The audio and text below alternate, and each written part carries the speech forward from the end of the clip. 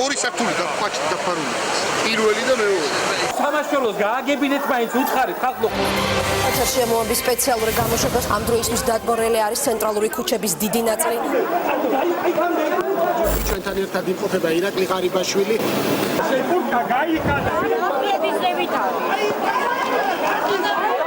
სვანიძის ქუჩაზე არის უმძიმესი მდგომარეობა.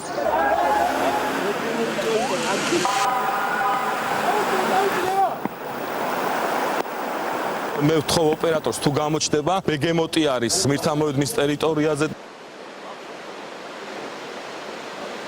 1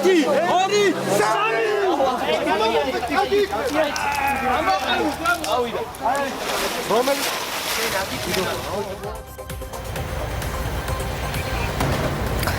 ერთი წლის წინ ამ დროს ჯერ კიდევ არ წონდა ღამის 10 საათზე დაწყებულმა გადაუღებელმა და უხმა ნალექმა ქვეყნის ისტორიაში კიდევ ერთი ტრაგიკული თარიღი დატოვა. 21 დაღუპული, 2 ამ დრომდე დაკარგული. მიწასთან გასწორებული საცხოვრებელი სახლები, უსახლკარო დარჩენილი ათეულობით ოჯახი, ზოოპარკიდან გაქცეული მტაცებლები. დღეს საბედისწერო 13-ს ვიხსენებთ. საღამო მშვიდობისა, ეთერშია მოამბის მთავარი გამოშვება, რომელიც როგორც ხედავთ გასხოვებული ფორმატით გადის ეთერში. სტუდიის ნაცვლად მე ვიმყოფები სვანიძის ქუჩაზე, იმ ადგილზე, რომელიც 1 წლის წინ 2015 წლის 13 ივნისს სტიქიური უბედურების ეპიცენტრად იქცა. რამდენიმე წამში თქვენ ნახავთ.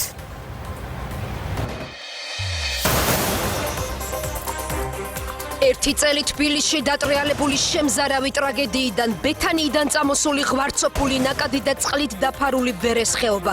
როგორ გამოიყურება სტიქიის ზონა დღეს და რამდენად დაცულია ტრაგედიის ადგილებზე ადამიანის სიცოცხლე.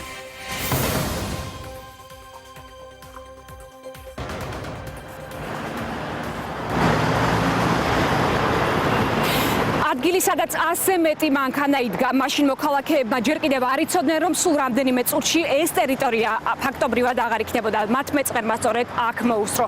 საღამო მშვიდობისა, მე ვდგევარ ახლა ტერიტორიაზე, რომელიც სვანიძის ქუჩის შემდეგ სტიქიური უბედურების ზონის კიდევ ერთ ეპიცენტრად იქცა, საიდანაც 12 ადამიანი მოვარდილმა წყალმა საკუთარი მანქანებიანად წაიღო და ფაქტობრივად ცოცხლად დამარხა. 2015 წლის 13 ივნისი მოამბის სპეციალურ გამოშვებაში.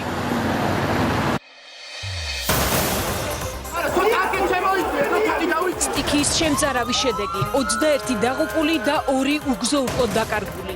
ტრაგედია გმირებით, როგორ იხსენებენ სტიქიას თვითმხილველები. რეალური ჯოჯოხეთი ვუხეთ. რა შეიცვალა 13-დან 13-მდე.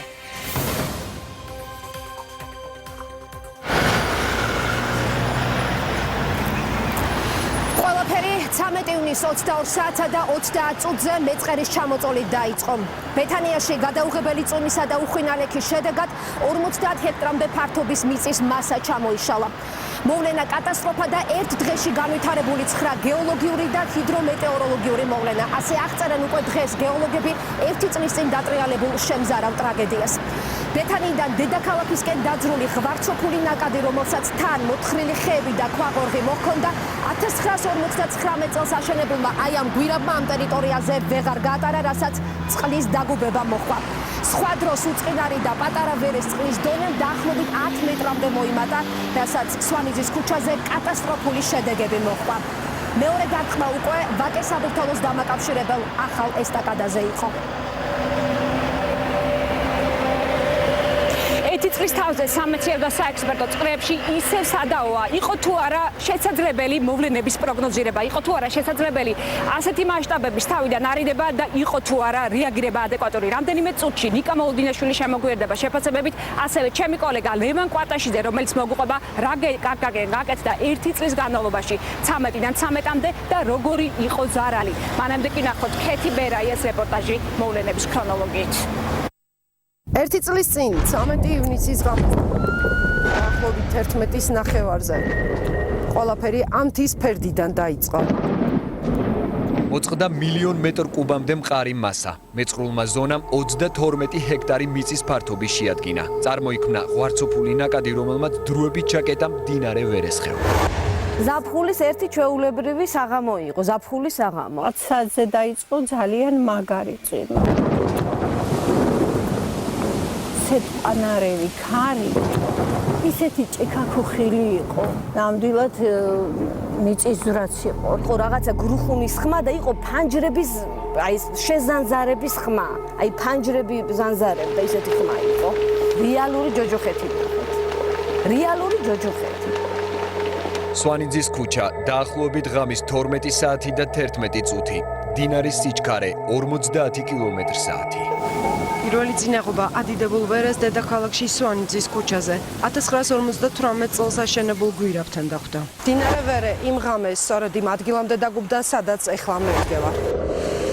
15-20 კილომეტრია, თქვათ იმ ღვარცოფული ხევებიდან და სადღაც 30 წუთში მოვიდოდა ამ ადგილამდე, სადაც ჩვენ ახლა ვიმყოფებით.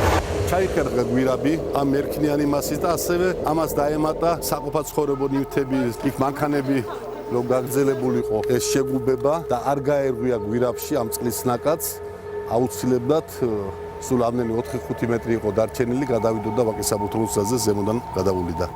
წყნეთის ქუჩა. 15 მეტრის სიმაღლეზე დაგუბებულმა მდინარე ვერემ ჩახერგილი გვირაბი გაახეთქა და ვაკე-საბურთალოს დამაკავშირებელ ახალ გზაზე გაიშალა. და უკვე აი აქედან მოყოლებული შემოვიდა ძალიან დიდი ნაკადით და პრაქტიკულად ისეთი სიძლიერით წყალი, რომ აი აქეთ იყო სახლები, რომელიც მოგლიჩა წყალმა და წაიღო. ორი სახლი იდგა. ერთი სახლი აი იქ იდგა. წყალს არ ჰქონდა ადგილი გადასასვლელად. სახლები იყო აშენებული, ბაღები იყო გაკეთებული, ბეტონის კედელი იყო გაკეთებული. ხელი შეუშალა იმათ სასულის წყალისა, რომ თავისუფლად წყალვიდა და იმიტომაც ეგ მოვიდა. ადიდებულ მდინარეს შეცვლილ კალაპოტში 4 გვირაბი უნდა გაევლო. ყველაზე მეტი მსხვერპლი მოხდა ზუსტად გზაზე. არ შეიძლება დინარის პერანგში ჩასმა. რეალურად მოხდა ის, რომ დინარემ დაიბრუნა საკუთარი კალაპოტი. იმ მიმართულებით წავიდა, რა მიმართულებითაც უნდა წასულიყო. გადაგვიხადა სამაგია.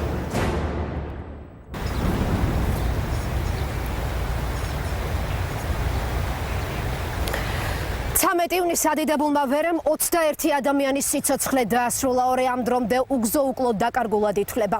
დაღუპულთა ცხედრების დიდი ნაწილი ძირითადად ზოოპარკის და მზიურის ტერიტორიებზე აღმოაჩინეს. დაღუპულებს შორის იყვნენ ვერეს ხეობის მცხოვრებლები, ზოოპარკის 3 თანამშრომელი და მოქალაქეები, რომლებიც ვაკე-საბურთალოს დამაკავშირებელ გზაზე გადაადგილდებოდნენ. დაღუპულებს შორის ასევე იყო მაშველი ზურაბ მუზაშვილი, რომელმაც სიკვდილამდე 7 ადამიანის სიცოცხლე გადაარჩინა. ტრაგიკული ისტორიები და შემზარავი ფაქტების თვითმხილველები ვნახოთ სალომე ქოქიაშვილის რეპორტაჟში.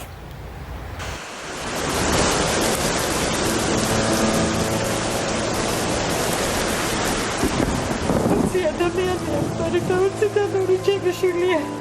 თავის 11 საათი იქნებოდა რომ დაურეკე. ლიზი მითხრა რომ დედი გარეთ უნდა ცოტა ხანში წამოვართო. ლიზის ოცნება იყო რომ თავისი პატარა კლინიკა ქონოდა. იმდი კიდე ოცნებობდა ტელევიზიაში რომ ემუშავა.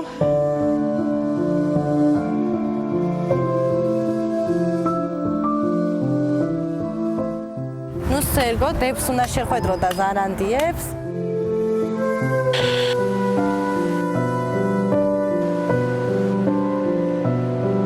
არსად მიცვალებული აღმოჩენილი არ არის. შემიძლია მე ვერ დამემშვიდობე ბოლომდე. ისე რომ არ ვიცი სად არის. ეს არის ადგილი, სადაც ჩვენი სამი თანამშრომელი დაიღუპა.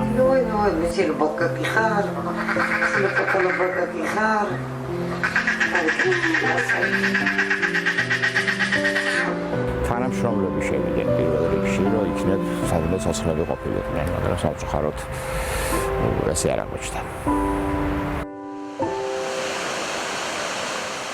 გამოძახების მიღებისთანავე მე და ზურა ერთ ეკიპაჟზე ვიყავით, ერთ მანქანაში ვიჯექით.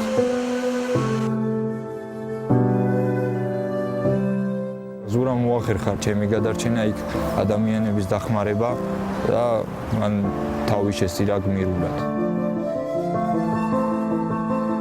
დამირეკა თვითონ ილიტამ და მითხრა რომ წყალი დიდდება და ჩქარავდა. მე ვთქვა ნუ გეშინა მაშველები მომყავს და მორბივართ მეთქი და მივედი და უკვე იქ აღარაფერი აღარ იყო. ჩვენ მესამე დღეს ვიპოვეთ ილიტა.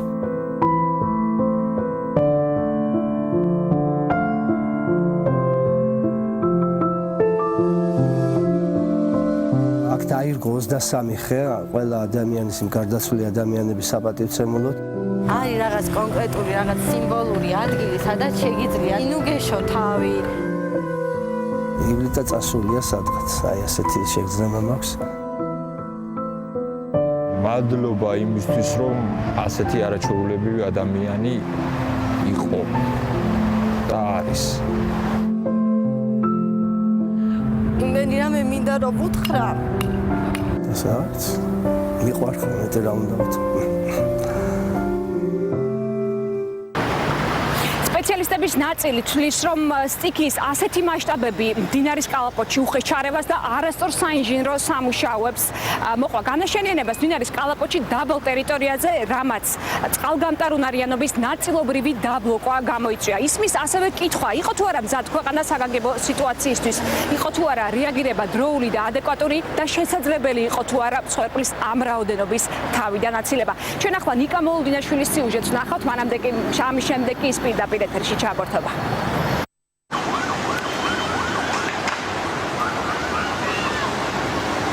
ამ კადრებში კარგად ჩანს, რომ ავტომანქანაში მყოფ მოქალაქეებს საფრთხე გაცნობიერებული არ აქვთ.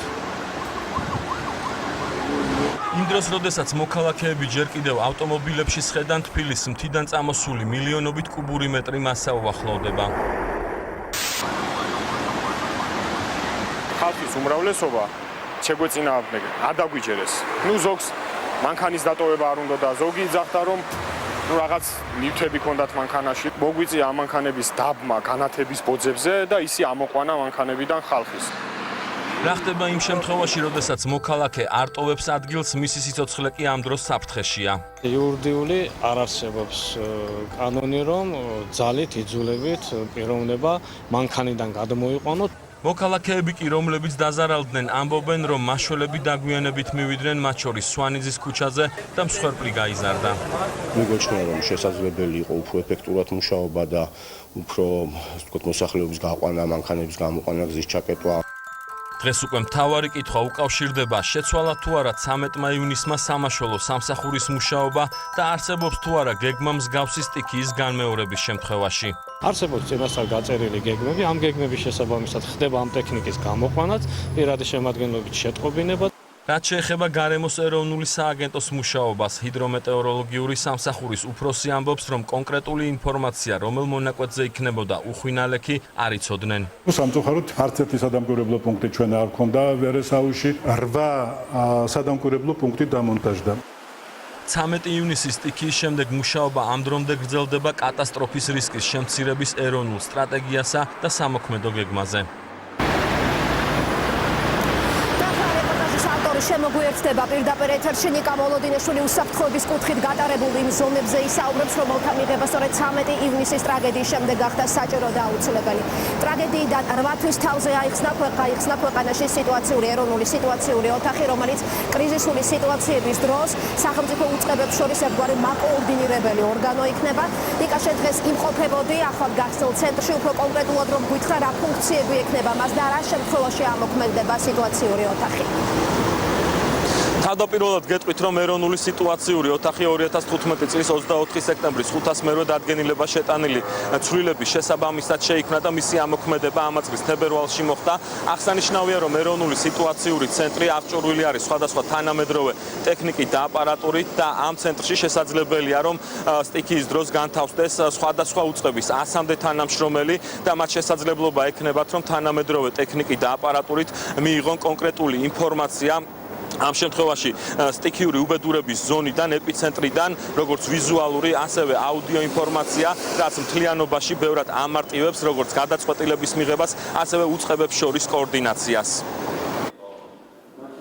პროგრამა იძლევა იმის საშუალებას, რომ სიტუაციურ ოთახში შემომავალი ყველა სახის ინფორმაცია მოხდეს ამ ინფორმაციის გაანალიზება, სისტემატიზაცია, შემდეგ მოხდეს უკვე პოლიტიკური გადაწყვეტილების მიღებისთვის წარდგენა ამ დოკუმენტის, რათა მათ მიიღოს შესაბამისი გადაწყვეტილები ამ კრიზისის მართვასთან დაკავშირებით.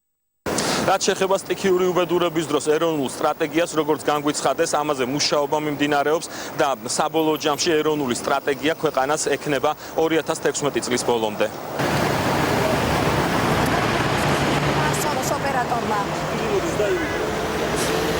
დიდი მადლობა. ეს იყო ნიკა მოლოდინაშვილი, რომელიც მოამბის პირდაპირ ეთერში საუბრობდა 20-ზე მეტი დაღუპულის აუნაზღაურებელი მორალური ზიანის პარალელურად ზარალმა თუმას ციფრებში გადავიყვანთ 100 მილიონს გადააჭარბა. განადგურებული ინფრასტრუქტურა, ზოოპარკი, დანგრეული სახლები, პარალიზებული ქალაქი, 800 დაძარალებული, 60 უსახლკარო დარჩენილი ოჯახი და 5 მათგან სახლი ამ დრომდე არ აქვს. ზარალის ანაზღაურება ამ დრომდე დასრულებული არ არის. მეტ კონკრეტიკას ჩვენ მივიღებთ ლევან კვატაშიძისგან, რომელიც პირდაპირ ეთერში ისაუბრებს. ლევა, როგორ გამოიყურება ეს ყველაფერი? ზარალი, რომელიც თბილისმა ერთ დღეში ნახა ჯამში 100 მილიონ ლარზე მეტი შეადგინა. გავყვეთ სტიქიას ციფრებში და ვნახოთ კონკრეტულად რა დაზიანდა და რა გაკეთდა 13 ივნისიდან 13 ივნისამდე. დავიწყოთ საუბარი ოფიციალური მონაცემებით. სტიქიის შედეგად სულ დაიღუპა 21 ადამიანი, 2 ამ დრომდე დაკარგულად ითვლება. ჯამში დაზარალდა 800-ზე მეტი ფიზიკური პირი. საცხოვრებლის გარეშეა დარჩენილი 60 ოჯახი, რომელიც მოხვდა პირველ კატეგორიაში. 56 დაკმაყოფილ და 5-თან სამართლებრივი პროცესი გრძელდება. რაც შეეხება მეორე კატეგორიას, მასში შევიდა სულ 160 ოჯახი, რომელთა სახლებიც რეაბილიტაციას ექვემდებარება. განადგურდა 157 ავტომობილის სტიქიის შედეგად, საიდანაც მხოლოდ 8 აღმოჩნდა დაზღვეული. საინტერესოა ერთი დეტალი, ამ ნაწილში ზუსტად 10 მესაკუთრეს ავტომანქანა საბანკო სესხით ჰქონდა შეძენილი. რაც შეეხება ინფრასტრუქტურას, დაინგრა და განადგურდა რამდენიმე მონაკვეთზე ვაკე-საბურთალოს დამაკავშირებელი ახალი გზა. ამავე მონაკვეთზე გვირაბები, ჯებირები, განათების სისტემა და წყობრიდან გამოვიდა შეიძლება ითქვას მთლიანად კომუნიკაცია. ზოოპარკში მოიშალა ინფრასტრუქტურა, დაიტბორა და განადგურდა ვოლიერები, დაიღუპა 280 ერთეულზე მეტი ცხოველი. გადავიდეთ უკვე რა ხდება სტიქიის შემდეგ. ამჟამად უკვე რეაბილიტირებულია ავტომაგისტრალი გმირთამოედნიდან თამარაშვილის ქუჩამდე. აშენდა ახალი ხიდი, ნაპირდამცავი კედელი, 6 გვირაბი, ასევე ვერესხეობაში აშენდა წყალდიდობის შემთხვევაში დამცავი სპეციალური ჯებირი. კვლავ არაღდგენილა კოჯორის სამადლოს დამაკავშირებელი 6 კილომეტრიანი მონაკვეთი. რაც შეეხება უკვე ფინანსურ მხარდაჭერას, ჯამში სტიქიის შემდეგ სულ 22 მილიონ 214,875 ლარი შეგროვდა. სახელმწიფო სტრუქტურებიდან აკუმულირებულმა თანხებმა კი ზუსტად 33 მილიონ 987,641 ლარი შეადგინა. ერთი წლის განმავლობაში უკვე დაიხარჯა 80 მილიონი ლარი.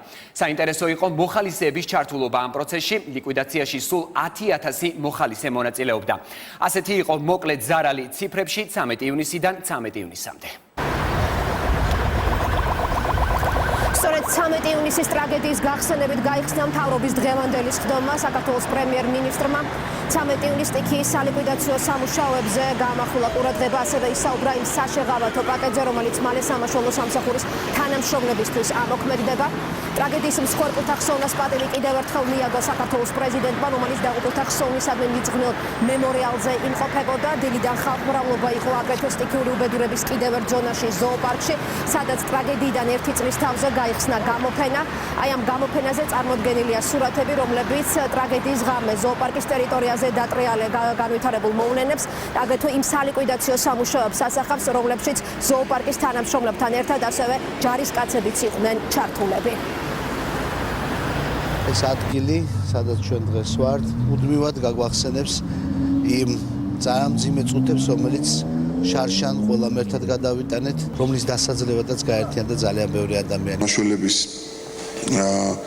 სამსახურებრივი მოვალეობის შესრულების დროს დაღუპვის შემთხვევაში ოჯახს გადაეცემა 100,000 ლარი ერთჯერადად, ხოლო შემდგომში უკვე ყოველთვიურად 1000 ლარიანი შემწეობა. ყველა საინჟინრო ნაგებობა აღდგენილია, ყველა ინფრასტრუქტურული პროექტი შესრულებულია, გარდა წმინეთის სამადლოს დამაკავშირებელი გზისა, რომელზეც მუშაობა გრძელდება. კიდევ ერთხელ ქეთს ვიხრი ჩვენი საზოგადოების, ჩვენი ხალხის წინაშე, თითოეული იმ ადამიანის გმირობის წინაშე, ვინც შარშან საკუთარი წვლილი შეიტანა ქალაქის გადარჩენაში.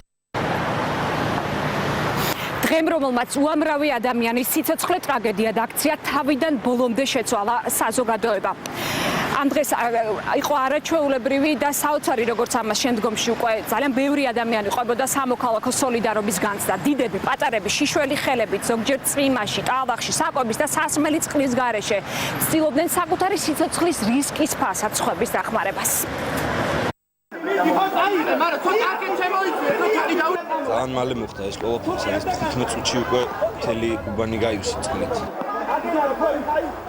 პირველ რიგში აქ ბიჭები ვინც ვიყავით, რაც შეგვეძლო, რა ვიცი, ყველანაირად საიდანაც გვესმოდა ძახილი და დახმარების ხოვნა, გავბოდით და რაც შეგვეძლო ვაკეთებდით.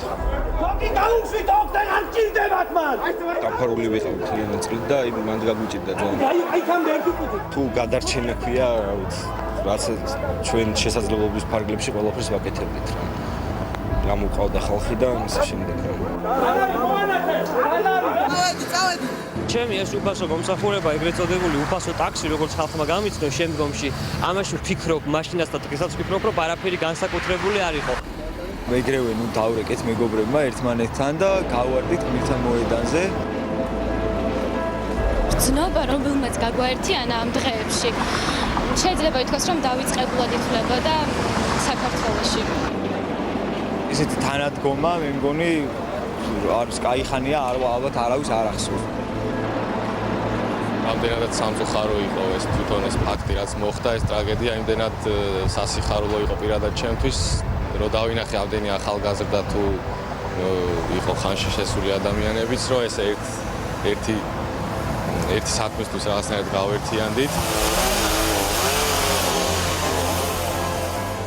ბედნიერებაც იყო ამ ხელა ტრაგედიასთან ერთად, რომ უცებ რაღაცა ხალხს თურმე როგორი გული აქვს და მზად ვართ ალბათ ამის მერე რაღაც რომ ერთმანეთისთვის ყოველთვის თავი გადავდოთ და ეს ძალიან მე მგონი სასიხარულო ამბავი არის, რაც არ უნდა იყოს.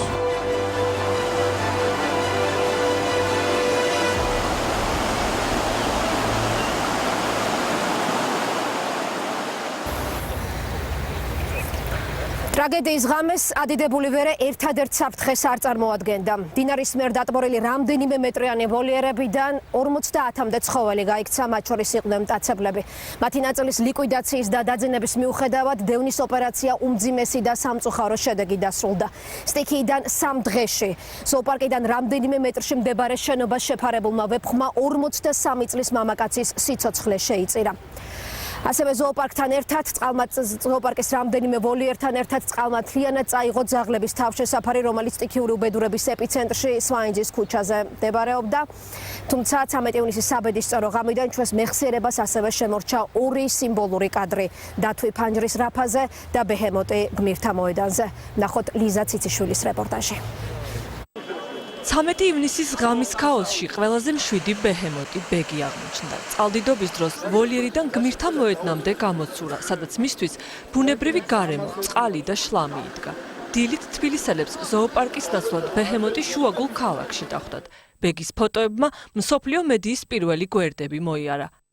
ადიდებულმა მდინარე ვერემ გმირთა მოედანი და ზოოპარკი მთლიანად წყლით დაფარა, თუმცა ცხოველთა ნაწილმა ვოლიერებიდან გადმოსვლა შეძლეს. განსაკუთრებით შემზარავი იყო, როდესაც გათენდა და როდესაც გადავხედე ზოოპარკს, როცა გამოჩნდა, აი მაშინ უკვე როცა დახოცილი ცხოველები ყრია აქეთ-იქით, ლაფშია ყველაფერი. სტიქიის შედეგად ვოლიერებიდან გამოსული მტაცებლების ერთი ნაწილი მაშველებმა ზოოპარკის მიმდებარე ქუჩებზე აღმოაჩინეს. მოსახლეობისათვის მაღალი საფრთხიდან გამომდინარე, ნაწილის ლიკვიდაცია განხორციელდა, მეორე ნაწილის განეიტრალება კი ტრანკვილიზატორებით მოხერხდა. მეტი კონსტატაცია რო ყოფილიყო, პირველ საათებს გულისხმობ, იმიტომ რომ მე ასე თუ ისე მნიშვნელოვნად გამოსწორდა სიტუაცია, ალბათ შეიძლება და სხვანაირად მოქცეულიყო. ზოოპარკის გარდა სტიქიამ 11 წლიანი ისტორიის მქონე ძაღლების თავშესაფარი სვანიძის ქუჩაზე მთლიანად მიწასთან გაასწორა. სტიქიამ თავშესაფარში 100-მდე ძაღლი და 10 დათვი იმსხვერპლა. მე ვიყავი ზევით, აი თაზე და იქიდან უყურებდი რა ხდებოდა.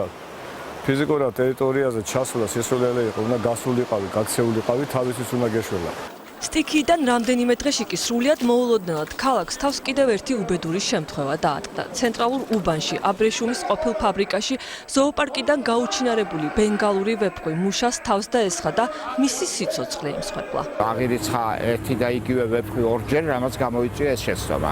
შემზარავი სტიქიის 1 წლის თავს ზოოპარკი ახალი ვოლიერებითა და ახალი ცხოველებით ხვდება. 13-ში ყველა მაიმუნი დაიღუპა და 13-ში ბრუნდებიან მაიმუნები უკან თბილისის ზოოპარკში. სტიქიის ღამეს საგანგებო რეჟიმში მუშაობდა მოამბე. მიუხედავად იმისა, რომ ტელევიზია მოექცა სტიქიური უბედურების ზონაში და შენობამდე მისასვლელი ყველა გზა პარალიზებული იყო და ასევე არსებობდა ზოოპარკიდან გაქცეული ცხოველების საფრთხე, მოამბის გუნდმა მობილიზაცია შეძლო. ჩვენ პირდაპირ ეთერში გადავცემდით ყველა მოვლენას. ღამის 3 საათიდან დილის 7 საათამდე ჩვენი ჟურნალისტები მუშაობდნენ ყველა წერტილში. როგორ იხსენებენ ისინი 2015 წლის 13 ივნისს ერთად ვნახოთ სიუჟეტი.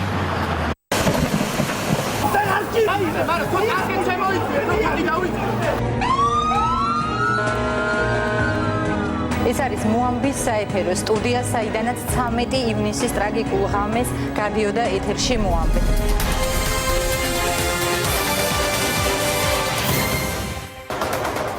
საღამო მშვიდობისა, ეთერში მოამბის სპეციალური გამოშვება. 4 საათიანი უწყვეტი ეთერი იყო. ძალიან რთული იყო იმ მომენტში ემოციების შეგრძნებების გაკონტროლება. რა ვითარება ამ წუთებში ვერეს ხეობაში. სვანიძის ქუჩაზე არის უმძიმესი რეალურად რომ ეს იყო არაუბრალოდ სტიქიური მოვლენა ჩვეულებრივი და იყო რეალურად უდიდესი ტრაგედია გამოჩნდა სწორედ ამ ქუჩაზე, იმიტომ რომ ჩვენ დავინახეთ აქ როგორ იღუპებოდნენ ადამიანები, ისმოდა ადამიანების ხმა, რომლებიც ითხოვდნენ შველას. ხუთი ქალი და კაცი გამოყავდათ ახალგაზრდა ბიჭებს და ეს ჩემი განათებით ვეხმარებოდი, არ იყო შუქი, იყო უკუნეთი. შიშველი ხელით მოსახლეობა, მეზობლები, ახლობლები ეხმარებოდნენ თავისი სიცოცხლის ფასად, რომ გადაერჩინათ ის ხალხი, რომლებიც ითხოვდნენ დახმარებას.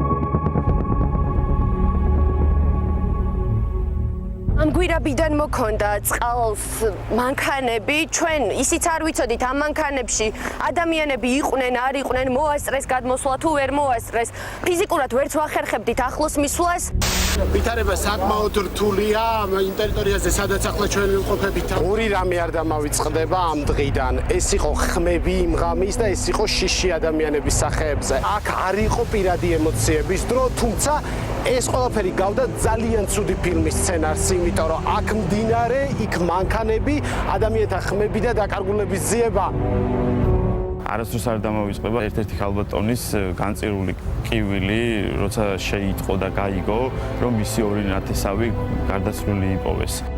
შვილი ეძებდა მამას, მამა ეძებდა შვილს და ვერც ვერაფერს ვერ შევოდით გარდა იმისა, რომ თქვა კადრები გადაგვეღოთ. ეს იყო ყველაზე რთული ღამე ჩემს ცხოვრებაში, იმიტომ რომ მე რო ტელევიზიაში მოვდიოდი, ამ მასშტაბებს არ ველოდი. ინფორმაცია ჰქონდა ის, რომ ცხოველები იყვნენ გამოსული გარეთ, სხვა ინფორმაცია არ ჰქონდა. ნუ ვრცელდებოდა, რომ ადამიანები იყვნენ დაღუპული, მაგრამ არ ადასტურებდა არავინ. ბეგემოტი არის გმირთა მოედნის ტერიტორიაზე. ყველაფერი თითქმის პირველებმა შევთავაზეთ მაყურებელს, იგივე ბეგემოტის შემთხვევა, მათ შორის იყო გამოქცეული პინგვინი, რომელიც სასწრაფოს მძღოლმა დაიჭირა. კაცებელი ცხოველების დაძინების სპეცოპერაცია მიმდინარეობდა, დახოცილი მგლები ეყარა. თავისთავად დაუწყეთ გადაღება. აქ გამოვიარეთ, ჩავწერეთ სტენდაფი. ზუსტად ამ დროს გუშინ მდინარის მეორე მხარეს, აი იმ ტერიტორიაზე იყო ძაღლების თავშესაფარი, რომელიც დღეს უკვე აღარ არსებობს. ზუსტად 2 წუთის ინტერვალით ჩამოვბრუნდით ისევ ამ ადგილზე, თუმცა ის ადგილი, სადაც ჩვენ გავიარეთ და რამდენიმე დუბლი ჩავწერეთ, აქ უკვე აღარ იყო. მოსახლეობა იდგა ერთად, ერთმანეთის დასახმარებლად და ეს იყო ძალიან მაგარი შეგრძნება. ყველა ეხმარებოდა სვანიძის ქუჩის მოსახლეობას და არა მარტო სვანიძის ქუჩის, შემდეგ მე უკვე გავრცელდა მთელს ქალაქზე.